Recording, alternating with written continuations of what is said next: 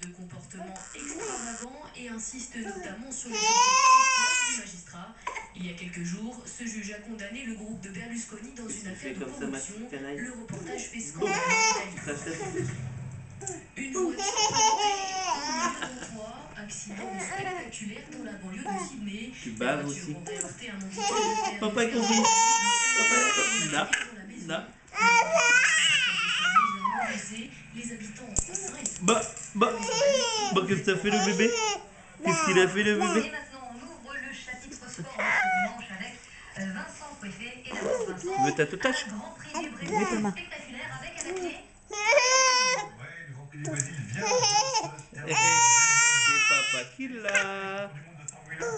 C'est papa qui l'a. Il termine 5e à Interlagos, un Grand Prix remporté par l'Australien Mark Webber. Jenson Button pour cette saison et son écurie Grand Prix est bien évidemment sacrée championne du monde.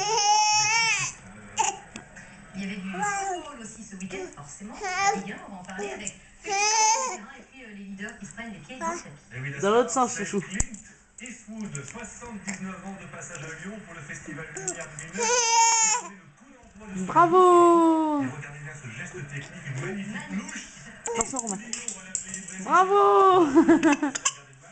Il aurait vu la défaite de Lyon à domicile contre l'équipe de Sochaux en jaune. Sur ces images, une défaite 2-0, la première de la saison. Bon alors? Les buts socialiens marqués par Fati et Privat, c'est pas très rassurant avant de jouer contre Liverpool en Ligue des Champions mardi. Pas très Attention Romain, mets ta main. Et puis, néanmoins, de Ligue 1 à égalité. Maintenant avec Montpellier, le surprenant promu vainqueur des Verts de Saint-Etienne de Bulle au stade de la Mosson. Fais bravo. Bravo. Non, mange pas ton pull. Non Enzo. Fais bravo. Le charismatique président de Montpellier, Loulou Nicolin, n'en revient toujours pas. Et puis un petit mot de rugby. De rugby, c'était la deuxième journée de la Coupe de Lâche-le. France. C'est lui qui... Enzo, papa il te suit pas. 29 à 27, tout s'est joué dans les 4 derniers. Vas-y, enlève ta main. À la 76e, Olivier Il veut pas me lâcher. un essai qui permet Enlève-le. de revenir. Il veut pas me lâcher. Et puis, dans la toute dernière minute, c'est Julien Dupuis qui inscrit la pénalité de victoire 29-27 pour le Stade Bébé. français. Regarde maman. Côté a perdu aujourd'hui. Coucou mon ange. 25-24, plus de Oh, t'as fait quoi? avec Stéphane Tortora. Et puis on vous retrouve aux alentours de minuit dans 100% foot mini 15. Merci Vincent. C'est bien connu, la valeur Bien. n'attend pas le nombre des années. Le petit chef Antoine ne vous dira pas le contraire. Du haut de ses 10 ans, c'est déjà un écrivain accompli. Il a signé 2 romans à succès et il est en pleine écriture du 3e. Est-ce le nouveau petit prodige de la littérature?